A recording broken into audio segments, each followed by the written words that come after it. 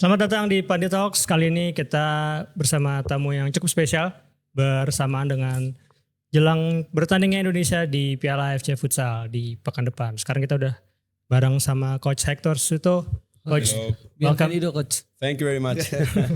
Thank you very much for talking to us. I know you've been busy these days with agenda and stuff, so your presence here is really an honor for us. So, how are you? I'm good. How is Rawamangun you feel so far? How is? This area? The area is good. It's comfy for us. We already been here once preparing tournament, so we really know the area, so it's comfortable. Yeah. Talking about the tournament, how is the training camp so far going? Well, it's not so long. I have to recognize another national teams have longer training camp. So we start day 5, January 5th, and the first game is January 27th. So we just have 22 days to prepare an important tournament like this. And we are doing our style and step by step and trying to take care about all details. And let's see how we can compete and how will be our performance. Is that a problem for you, the limited time of preparation? Well, and there are national teams that have more time, that invest more in this kind of events, like in Middle East, for example. Some of them were playing almost every single FIFA match day abroad.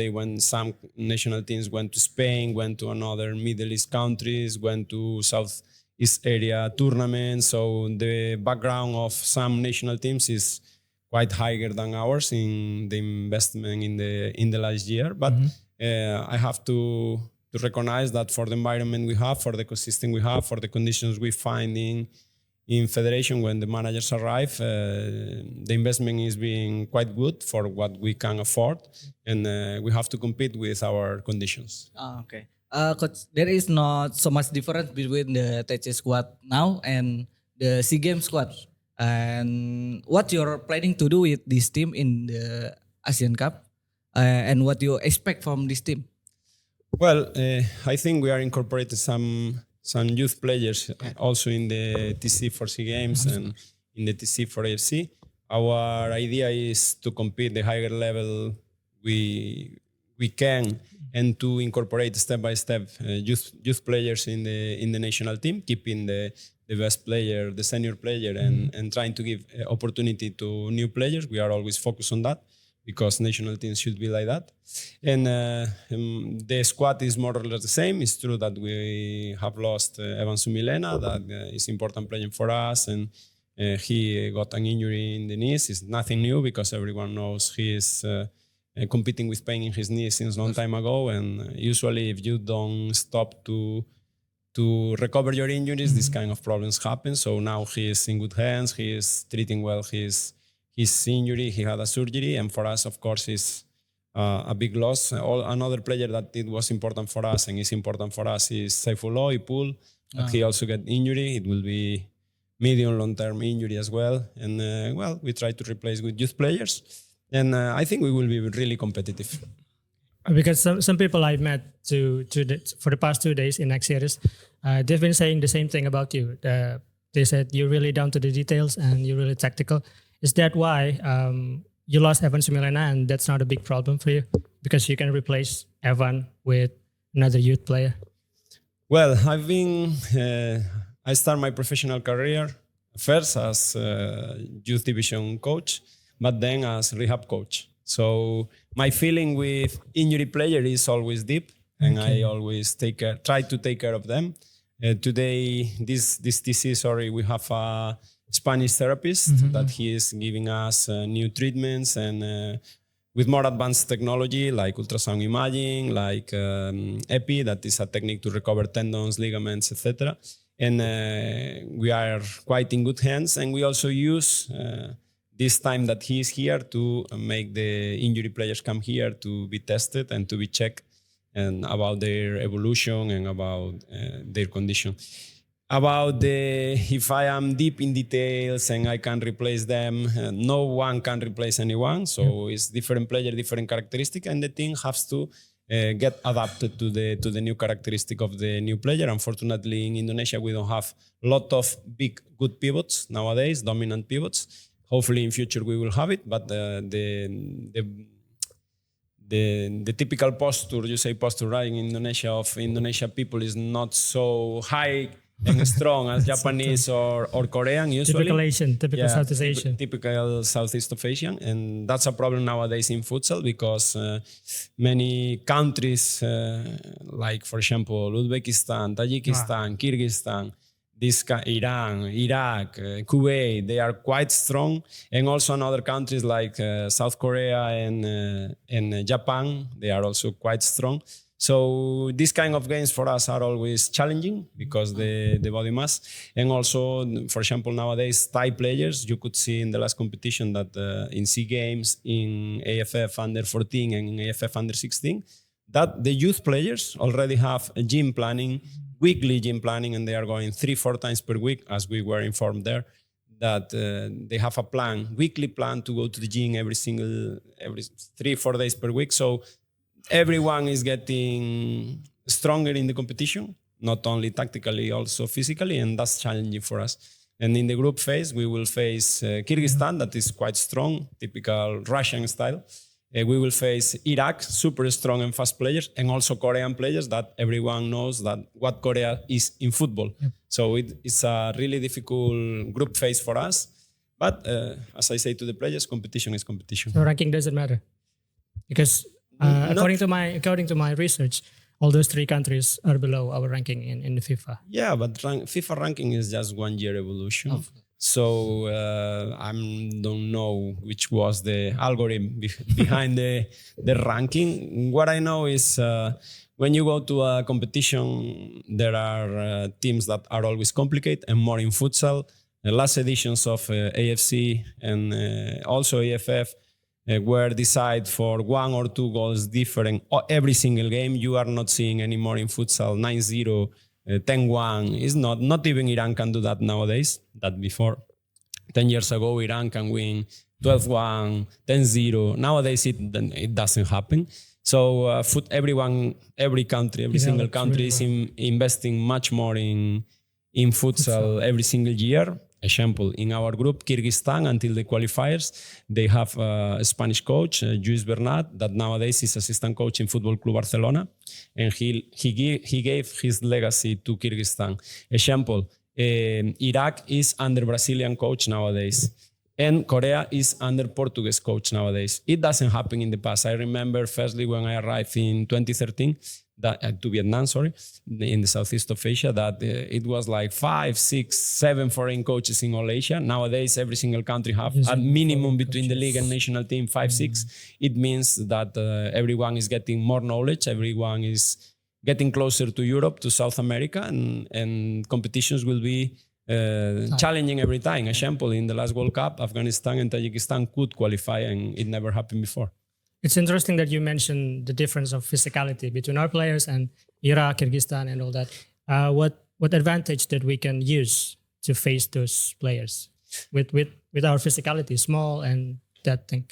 Well, I think our players are good understanding the game. They are really good. We have a complete team. We really deeply know what is the game and how we have to approach tactically every single game. And example, it was we could compete with different national teams before in the last year in 2025, like Argentina, Saudi Arabia.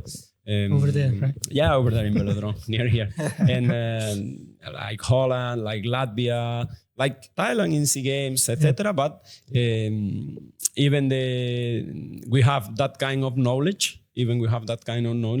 And our players are smart, we can say, and can play fast and can play trying to get advantage in every single moment. Then other national teams also have their power. Okay. So we evolve in the right way to understand the game better and better. Yeah, I think our players understand the game quite well. We are last days speaking with the PSC technical director, Alexander Weers, right? Weers. How do you pronounce it?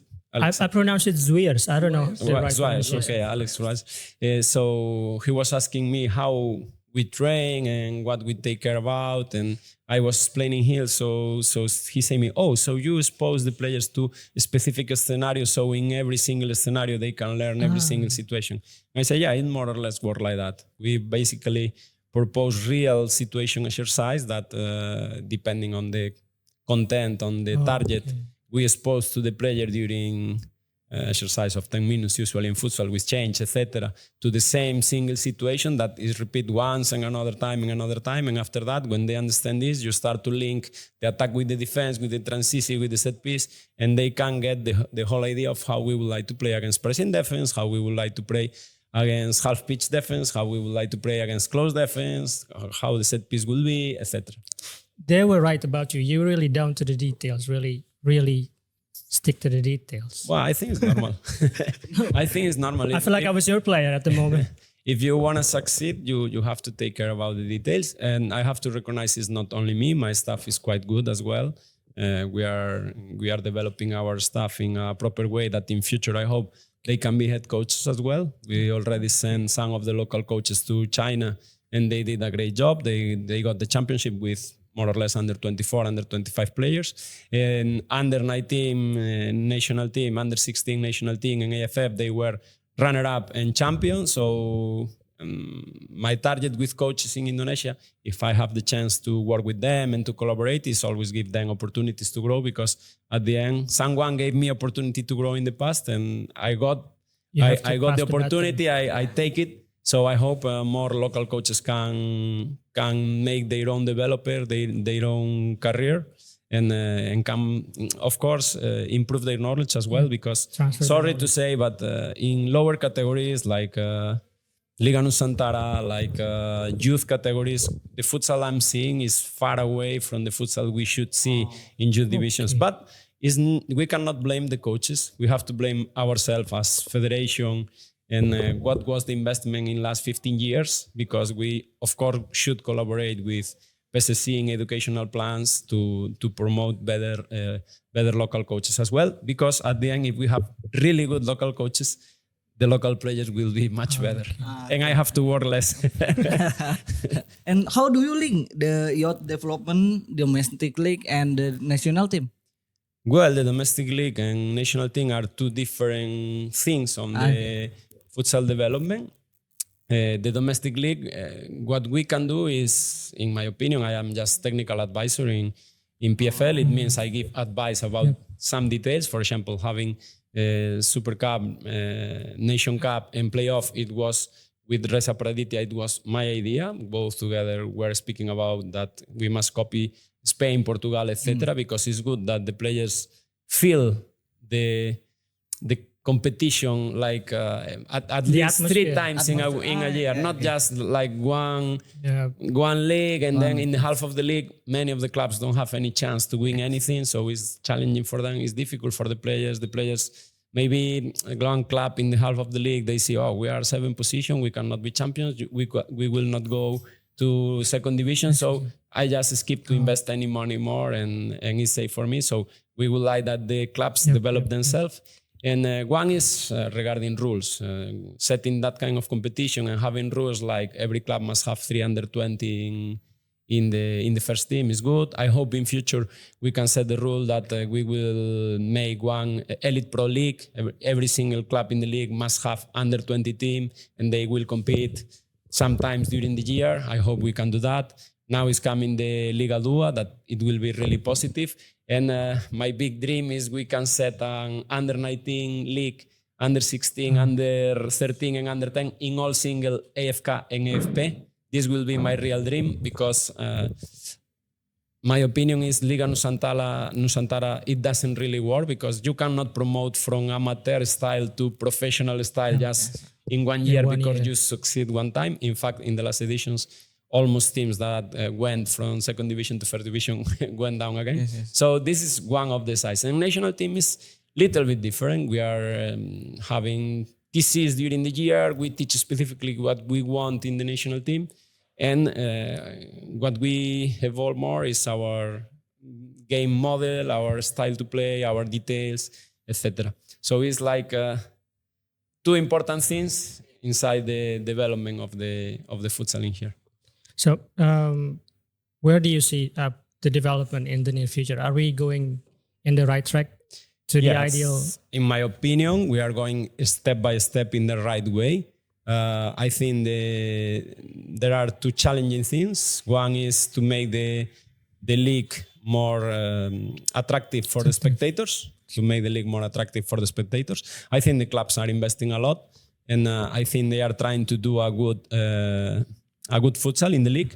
But it's not only sometimes about the futsal. It's about to be all the clubs together developing the PFL itself, because at the end, of course, you have to work to be champion, but at the end, we are selling a product. And as much followers we have together, much more resource we will have also to invest again in the league, to invest in second team, etc. And another challenge, as I say, is to develop all the grassroots that we are nowadays nothing. We are lucky because some private companies are developing their movements, and at least they keep people engaged. But we have also AFI. I mean, years ago, as federation was doing almost nothing, the academies spoke to create this movement that is called AFI, and it's really good because it's organic. It means our people really want to develop futsal. So by themselves, with surely really few help, they start to do something to create something big for the country, and that's pure love for the futsal, and we have to be grateful with them. But from federation, my opinion, in the past, they didn't care much about this, and I think now is the moment I push Michael Sianipar, and I say his name in front of the cameras to push him to find a way to get more sponsors to invest in youth people. We have some sponsors that are collaborating with us, and we hope in future we can have more, because at the end we have a lot of people engaged with futsal. Speaking about grassroots, for me, in my opinion, culturally, we are more familiar with futsal than football, because in most big cities like Jakarta, Bandung, we play futsal in school. Back home, we play 5 versus 5 instead of 11 versus 11. Is that why we have a better futsal achievement internationally than football? What do you think? Oof, it's a difficult question. It's just my opinion. Correct me if I'm wrong. Yeah, but to make an opinion, you must, not you, me, because you are like sportcaster or reporter, etc. But I am a professional coach, so I cannot give a free opinion and leave it there. So it must have some basis. So I think football is really competitive everywhere. And you need a really high development to compete in international level. I could see the difference between Spanish league, that I sometimes went to see football in Spain, like Barça or Celta de Vigo, my favorite clubs. And football in Spain is super tactically, super detailed. And here I went to see one game of the league, and it was not exactly the same. Yeah. So I don't mean Indonesia cannot. But nowadays it's really challenging, because all countries are investing a lot in foreign players, foreign coaches, good facilities, etc. And if you don't have that, it's difficult. And in futsal, maybe it's a little bit more easy, because you just need 12 players and 2 keepers. And also, futsal is more tactical than football. So you have more situations where you can be dangerous. I will give you examples. In the tournament, we will face three different teams in AFC. 3 of them are really complicated to face, but the 3 of them play completely different. In football, you don't have this variety of situations. We all play tiki-taka nowadays in football. Yeah, you do? I don't know. Most coaches trying to be Pep Guardiola with their team, but thank God futsal is not like that at the moment. Futsal is a combination of many things, and it's really fast. And you have the attack against pressing defense, you have the attack against half pitch, you have the attack against close defense, you have the set piece, you have the set piece in kicking, in corner kick, and then the defense can be individual zone, the zones can be different. You have the power play, you have, nowadays people is also incorporating the goalkeeper to have superiorities in attack. So imagine to train all these situations in detail during only 1 week, etc. It's really complex.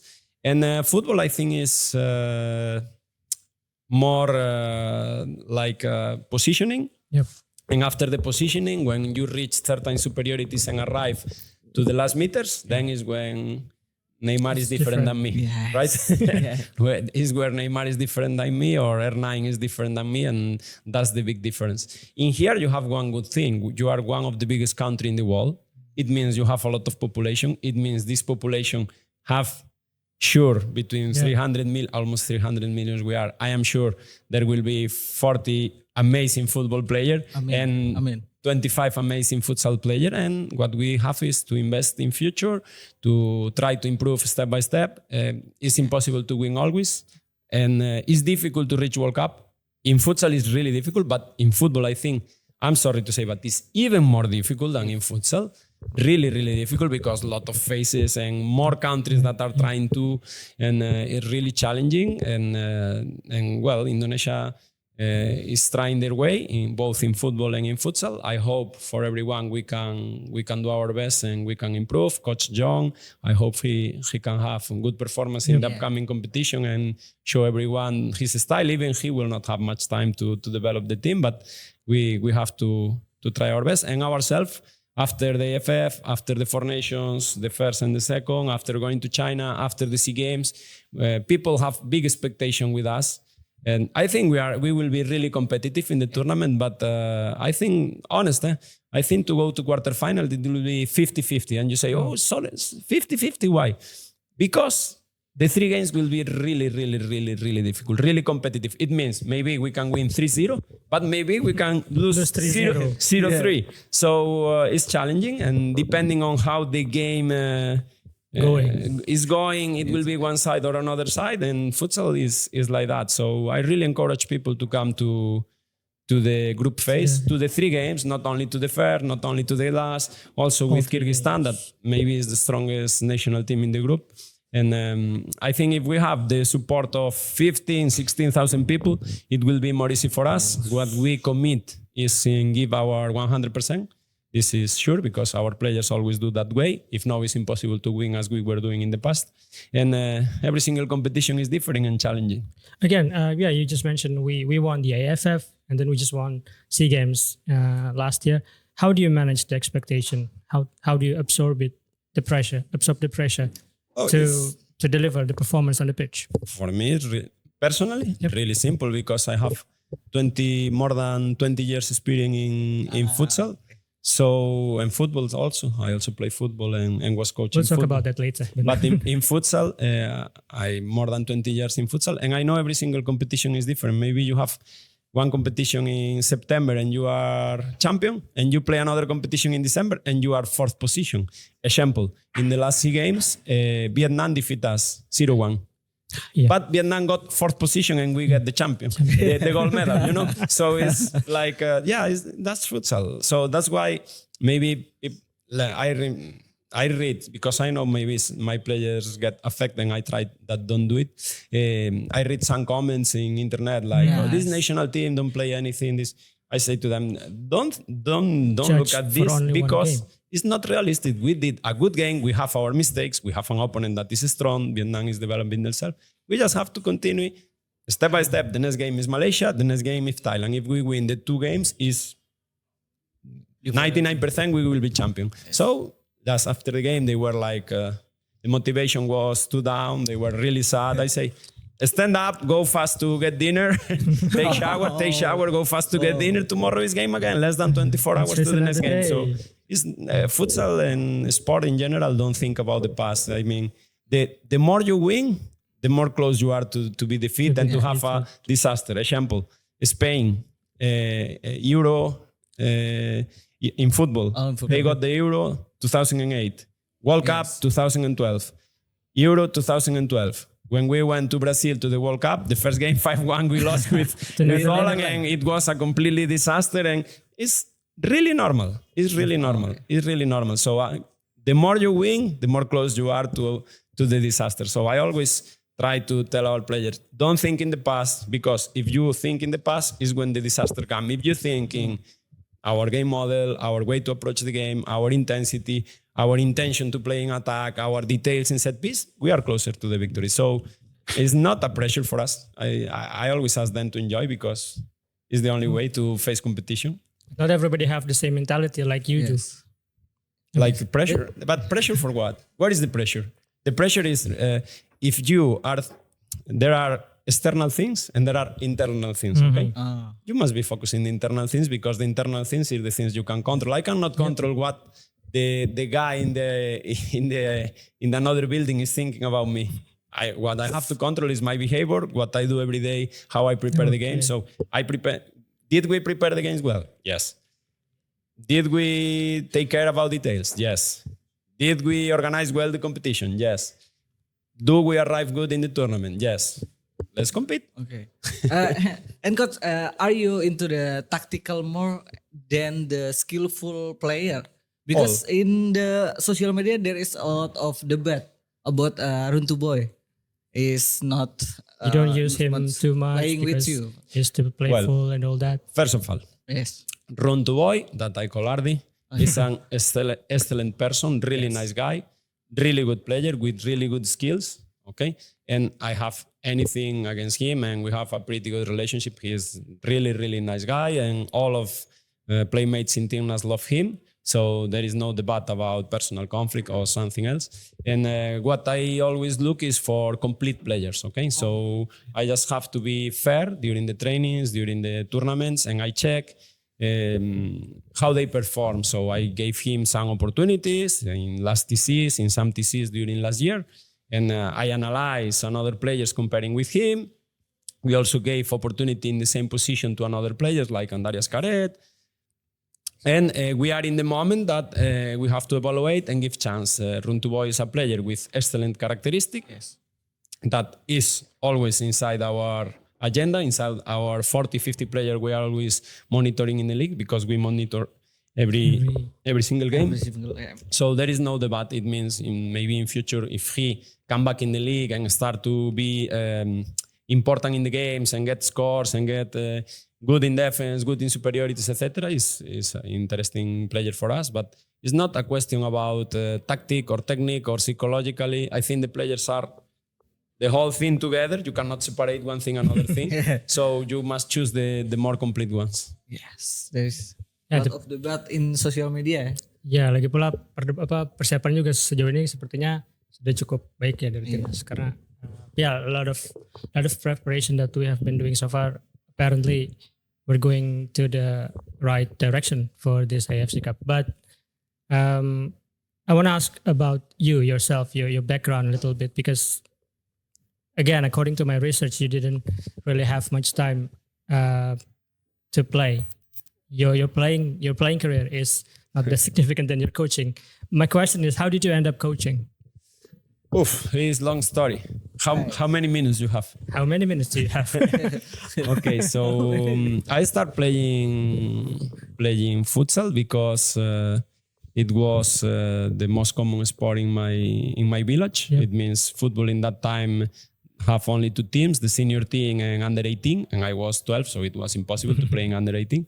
So I started to play futsal. I get more engaged in the 90s because in Spain it was so popular, and we reached as national team a final of the World Cup in 1996 against Brazil in Barcelona.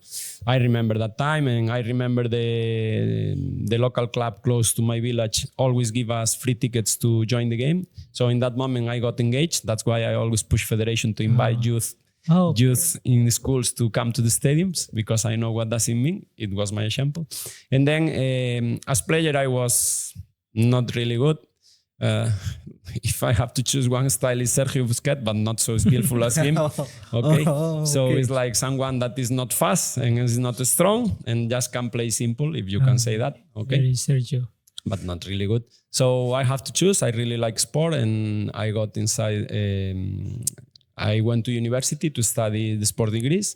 When I finished the sport degree, I start coaching I was playing football that time, and I stopped in the last year of my sports degree, I stopped playing football and I became the coach of my playmates. My playmates, some of them 28, 32, and I was 22. And I was their coach and 2 years in football. Yeah. And we promote from the next division in these 2 years. And then I realized that I need more knowledge. So I start coaching for grassroots, in working for my city council. Still football? Okay, like public job, futsal and football. Okay, but with youth categories. And in the time I have on weekends, sometimes I travel to Barcelona and Madrid to make 2 master degree, one in sports psychology, another one in high performance in collective sports in Football Club Barcelona. So I got more deep knowledge about important areas. And at the same time, I was continuing studying the football course, coaching course, and the futsal coaching course. In 2009, I received an offer from professional club to work as rehab coach. Yep. So I started working in rehab area in 2009 in first division in Spain in futsal. And same time, I always tell to my mentor, that is Bruno Garcia, now in Kuwait. He will be here in 1 week. I say him, I want to be coach in future. So I am rehab coach now. I have the contract as rehab coach and I work with injury people, but I would like to support you in scouting area. So I start to edit videos and cut videos and have clips and collect clips, many hard disk drive of knowledge in clips. 2010, I promote to physical coach in the same club. 2011, we changed club to another club, and I start to not being assistant, but helping sometimes as assistant. 2013, I came to Vietnam to the national team with Italian coach Sergio Gargelli, just physical coach with him. But 2014, Bruno Garcia came, my mentor. So I start to work more as physical coach, yes, but double job with assistant coach and scouting area. A lot of videos about analyzing the training, about during the training helping to he take one team, I take another team sometimes, not always, not every day. 2016 we went to the World Cup and Bruno left to Japan. Okay. So it was challenging for me because Miguel Rodrigo came to Vietnam with 5 staff and I was already in national team. I thought they could fire me, but fortunately the chairman of Vietnam Futsal offered me the under-20 national team, and I continue as coach because I asked him to be coach. And after 2 years, 3 years as head coach in Vietnam with under-20s, playing in the league, this under-20s like Barakal team here before. I received an offer from Spain, 2 years in Oparrulo Ferrol. First year it was really good. Second year it was really complicated due to COVID. Then I went out before the season end because many reasons happened in that COVID time. Yeah, and I received some offers in Spain, and one of the offers it was BTS. So in BTS, I was learning that 2 years in Spain a lot from a Spanish coach. I have my own notebook.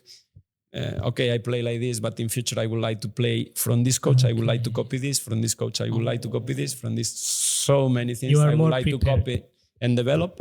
And then when I came BTS, I say, okay, this is my laboratory. This is my time. I will try what I didn't try before because Spanish division is challenging and is really competitive. And I start to try some new things, mostly the normal things we did, but 20% new things step by step. I saw it was working really well. So I say, okay, this is my way, my methodology, my style, my way. And it worked really well 2 years here. BTS for first time became champion. Then we went to AFF Club that it was qualified SKN with Alvaro Martinez, but they disappeared that year. So as third position, we went there and we were champions in AFF Club. The next season here, PFL champion again. Yes. And then after 1 year retire, more or less, the federation invited me and we continue being successful until now. I don't know in 3 weeks, but until now we are successful. The experiment went well.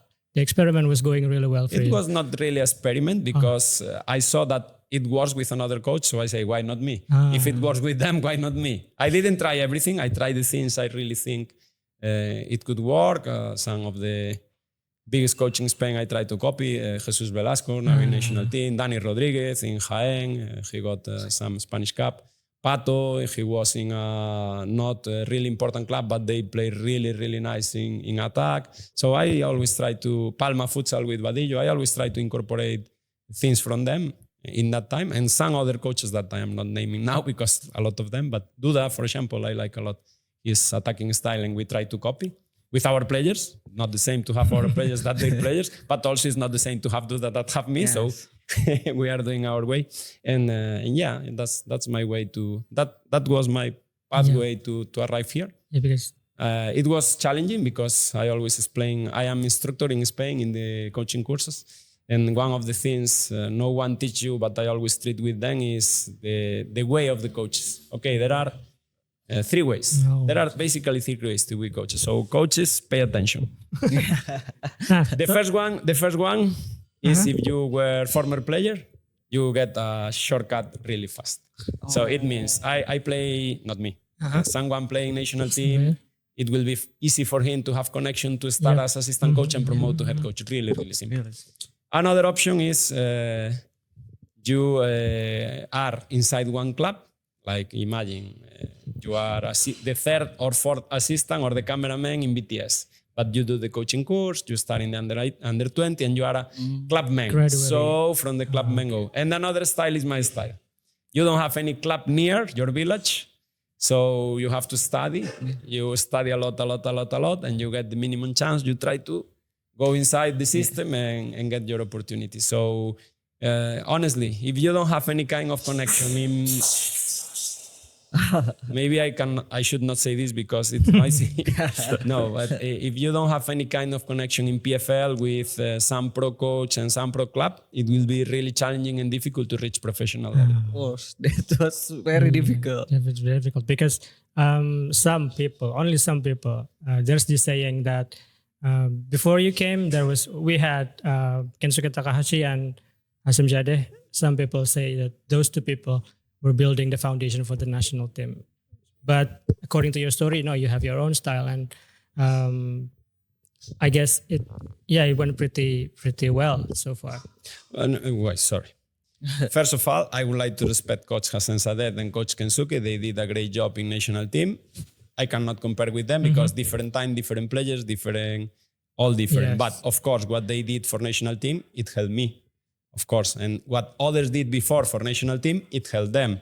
Example, the ones who start with AFI to promote tournaments and to have competitions, to raise youth players that Kensuke took to under 20, that people, that is local people, it was really important as well. So in here, one of the first things I did with Federation, it was a presentation in a meeting, and I put every single national team coach in the picture. So all of them make contribution to the development of national team. So the one who come after me will be not better, will be not worse. It will be his style.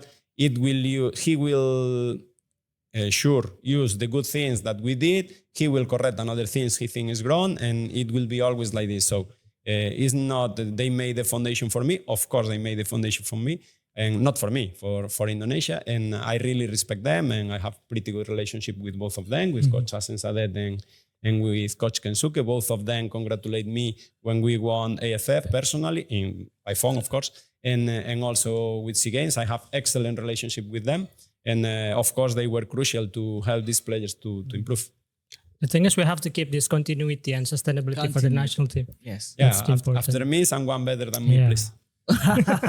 Let's see, we don't know.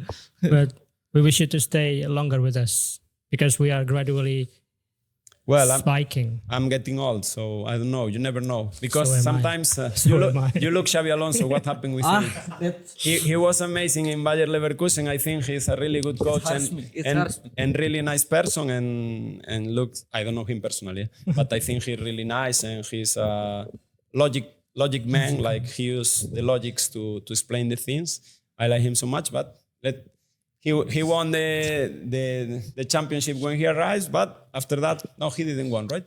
Real Madrid didn't win the World Championship.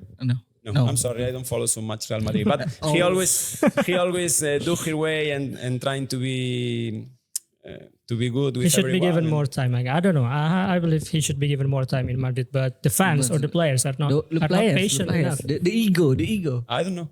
I was not there. I cannot. But what I mean is, you never know how long you will be here. Maybe we lose 10-0, 10-0, 10-0, and in 3 weeks I'm out. I hope I'm not. Yeah. Terakhir kali. Apa? Soal ini yang pesan. Oh yeah.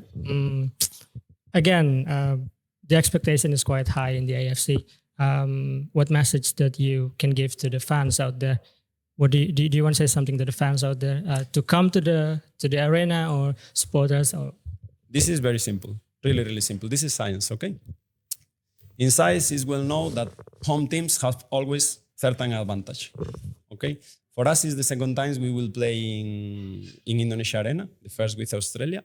And if we have a chance to do a good competition, it's because they will be there supporting, not only watching, supporting. We need to create an amazing atmosphere that support us in the difficult moments, that there will be a lot, and in the good moments, not only when we score, also when we are struggling in the game and when the players have mistakes, because we have to be all one. I mean, the 15, 16 outside, hopefully full venue, will be really important for us to make the opponent feel more uncomfortable. And that's the reason we should make the arena full. Arena.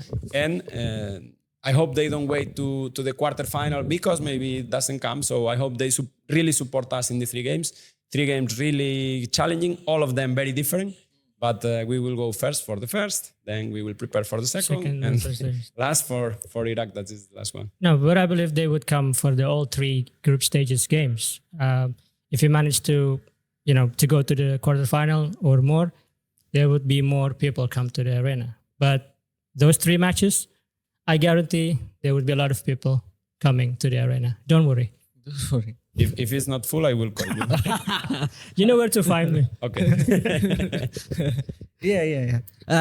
But coach, I look you like most passionate person in the field.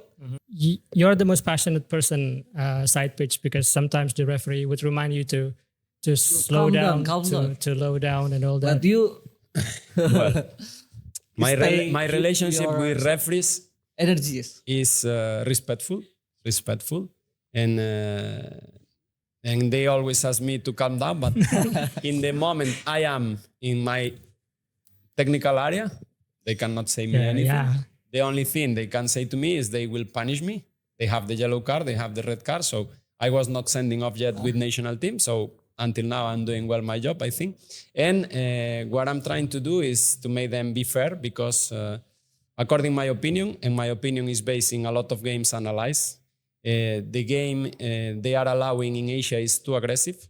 In Europe, the game is not that aggressive. In here, it's allowed to hold the t-shirt, to hit the pivots, especially. The pivots have a difficult job here. I was analyzing a few minutes ago Korea against Thailand in the qualifiers, and the level of aggressiveness of one of the 2 national teams, it was too much. And in my opinion, that's always in my opinion, they play defensive and trying to make the game really complicated to do a physical contact. And futsal is it's a physical contact sport, but not that physical like football, etc. So because the space is small, if the referees don't protect the attack, what they protect?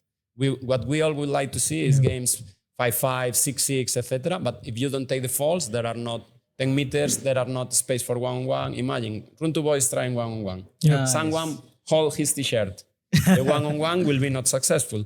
The fall will be not accumulate. So the game became like more 0-0 and 0-0, and you make benefits for the teams that try to do less. That is the team that is waiting to defense, that is making falls and you are not taking, that is getting the game more aggressive. So in my opinion, in my personal opinion, the referees should protect the players. Not the players, of course, but the attacking style.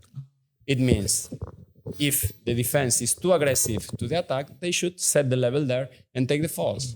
And as every team have 5 falls, automatically the teams will regulate the aggressiveness. But if you don't take fall, when there is contact, they will continue doing more and more and more.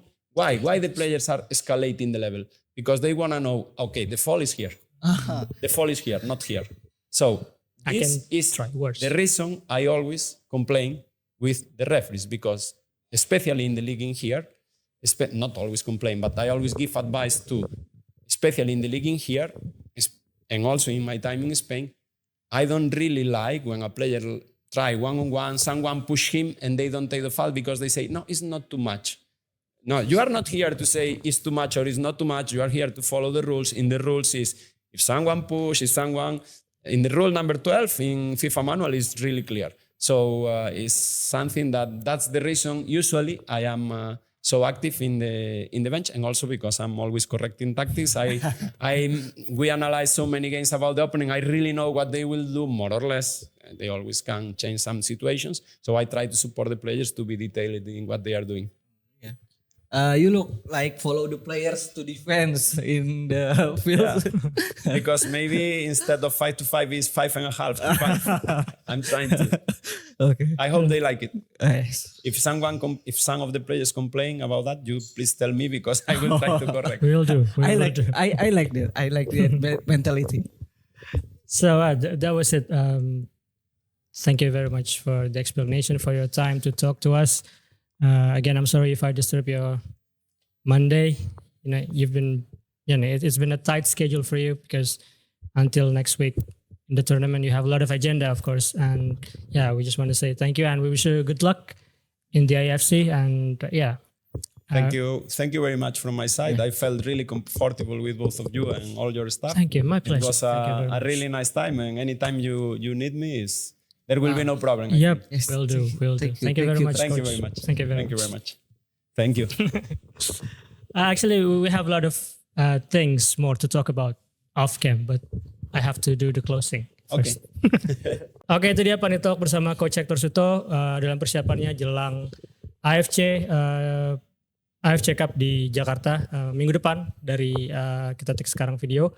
Kita harapkan hasil yang terbaik untuk tim futsal. Karena sekarang lagi berkembang di jalur yang tepat ya. Dan buat pemain, pelatih udah siap-siap dengan sebaik mungkin ya. Jadi ya supporter tinggal dukung aja. Jangan lupa datang ke Indonesia Arena dan juga Velodrome Rawamangun. Sampai jumpa di edisi Pandit Talk selanjutnya.